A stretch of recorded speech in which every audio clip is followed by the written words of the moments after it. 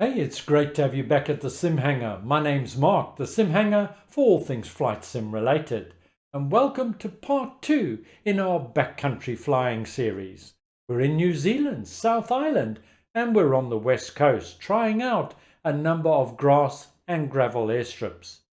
Before heading into Martins Bay in part 2, we're going to attempt a takeoff and landing on the water. And we're going to be doing this in A2A's most recent release, their amazing Piper Cub, featuring AccuSim. If you've missed part 1, then click the link above, go and watch that, and I'll see you back here just now.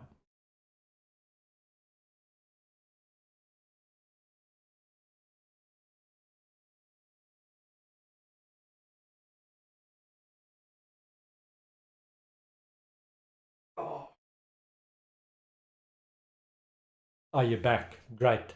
Let's get started.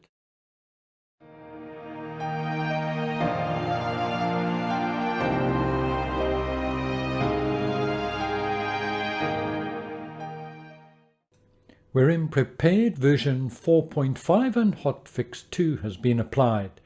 In part 2 we're going to be flying from Milford Sound, out of the sound into the ocean, a little touch and go before turning and going on to Martins Bay. Weather is from active sky. The aircraft is the A2A Simulations Piper Cub featuring AccuSim. We ended part 1 with landing at Milford Sound Airport, and we've now transferred over to the small harbour nestled in the corner. Scenery is New Zealand South Island from Orbx, and today we're flying VR in the HP Reverb Pro. Let's get our water rudder down. There we go. Pre-flight checks are done. We're on board. Let's start the engine and we're going to taxi out of the harbour into clearer water so that we can accelerate for takeoff. Water-based departures are always a challenge, but particularly so in the Piper Cub. Remember, we've only got a 65 horsepower motor on board.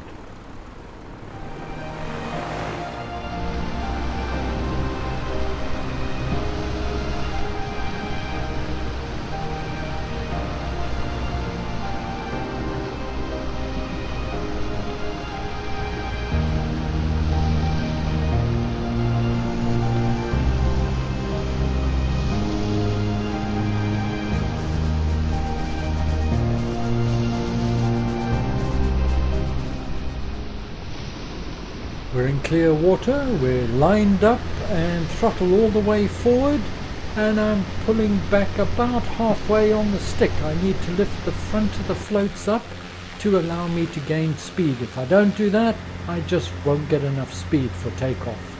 No passengers and no cargo. I'm going to need 45 to 50 miles an hour to get airborne. I need to get enough speed to get on the plane. It's a bit like a boat. You can just hear and feel once you get up onto the step of the water, and you'll hear the water slapping against the floats, keeping backward pressure on the yoke. Here we go. We're now up on the step and gaining speed. We're doing 20 miles an hour. Come on, it's picking up, but slowly. It's now 30 miles an hour. Just tilting a little bit, straighten her up. 40, 45, and we're up.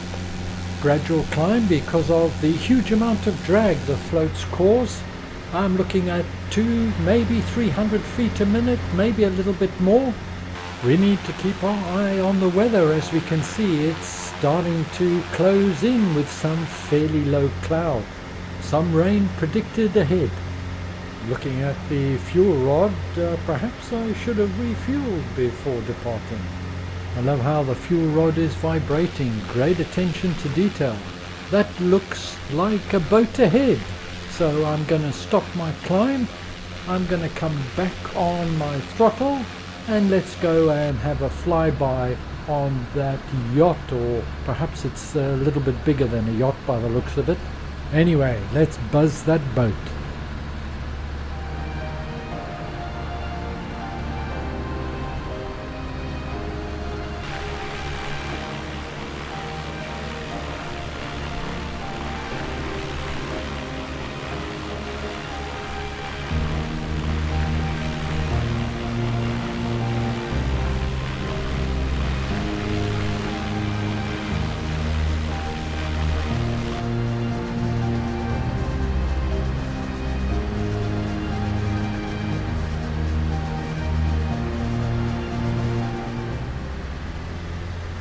swimming pool on board, very nice. Throttle now to max, and we need to gain some altitude and climb out of the sound and head towards the ocean. The weather is from active sky for prepared version 4, and I've set a custom weather area, so hopefully we'll hit a little bit of rain, as this aircraft features rain on the windshield. Loving this scenery, Orbx. The wind's starting to pick up, and I'm just starting to get a little bit of turbulence here and there, all the more noticeable with floats.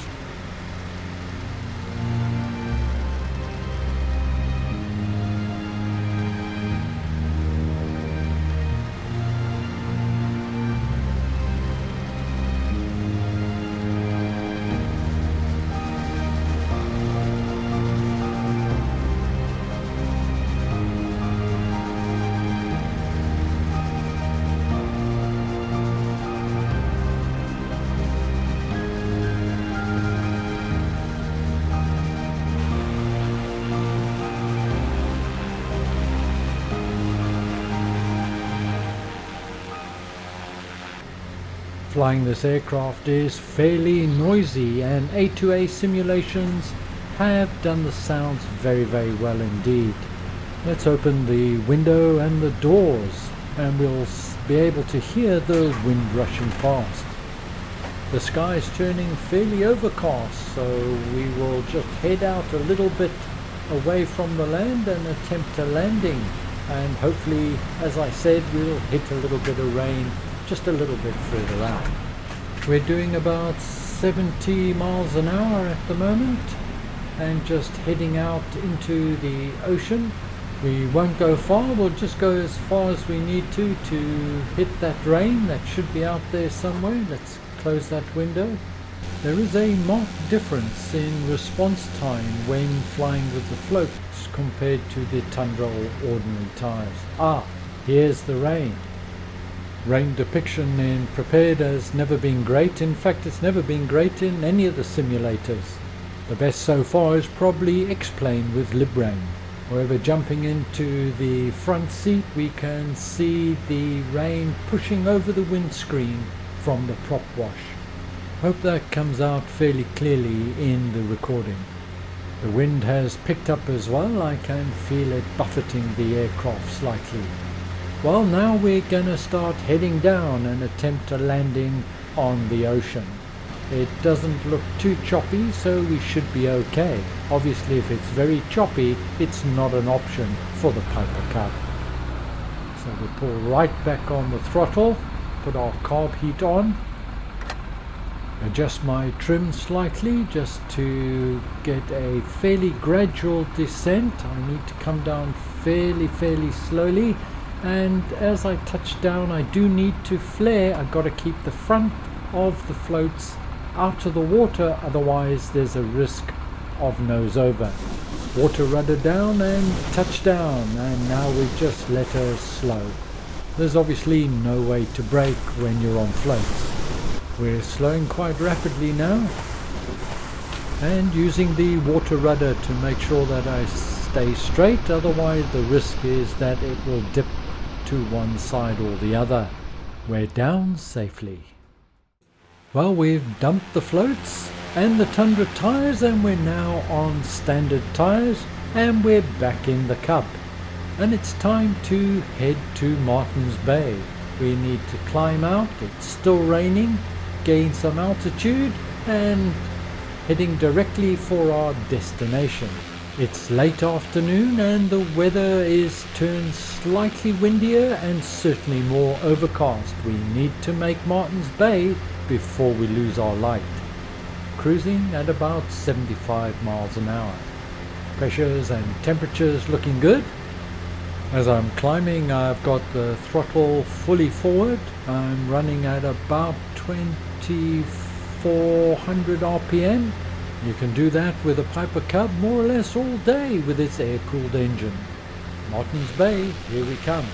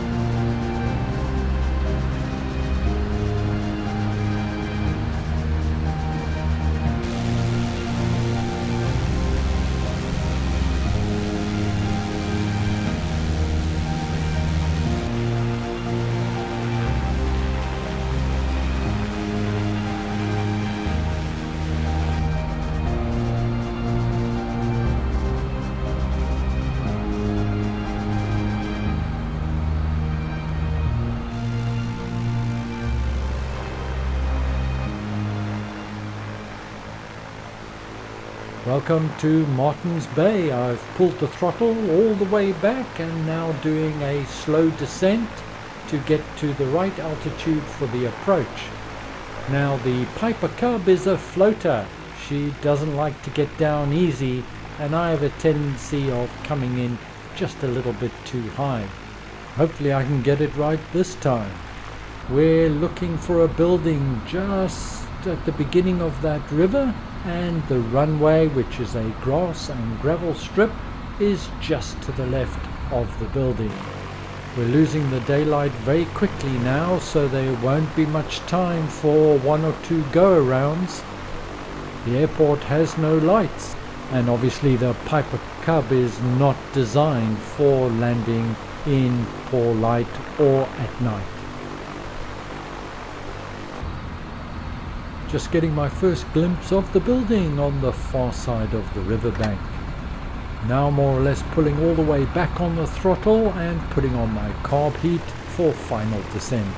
Just coming over the shoreline, and I've done it again. I am too high.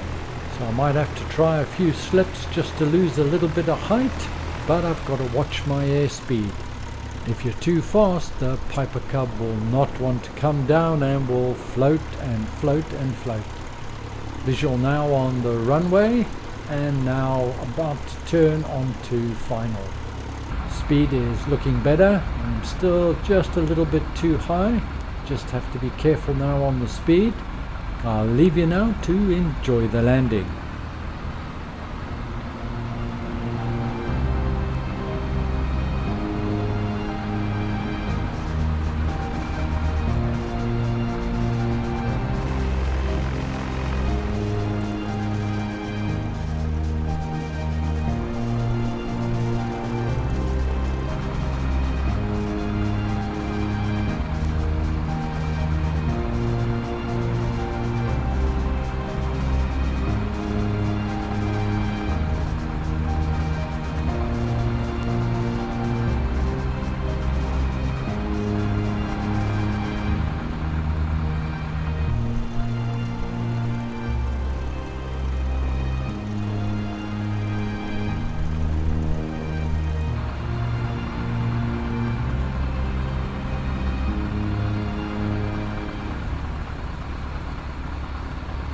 Well, I'm slightly too high. She's floating. Come on, girl, get down, get down. Fortunately, it's quite a long runway. I'm gonna need all of it, I think. I'm down. Oh, not bad. A reasonable 3-point landing. I'm now gonna slow down and turn around and taxi back to the buildings and take a parking there.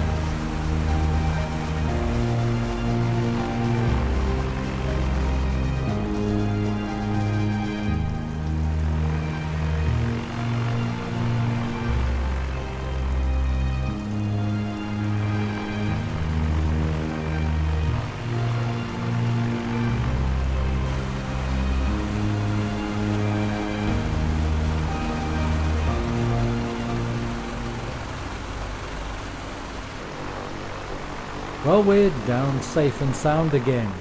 The light is fading very, very quickly now. It's almost last light. I'm glad we didn't have to do a go around. What a great aircraft to fly VR in.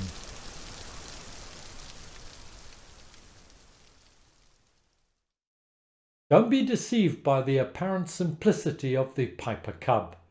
A2A Simulations' rendition of this aircraft is very realistic. It's flying back to basics, flying by the seat of your pants, and the experience has been all the more enhanced by Orbx's New Zealand South scenery. Certainly majestic, perfect for both VR and VFR flying. There's one configuration the Cub comes in that we haven't seen, and that's on skis. So perhaps at some point in the future I'll do another one, but this time in Alaska. Thank you very much for joining me. I hope you enjoyed it. Take extra special care of those around you and yourselves, and I hope to see you all again very soon. Bye for now.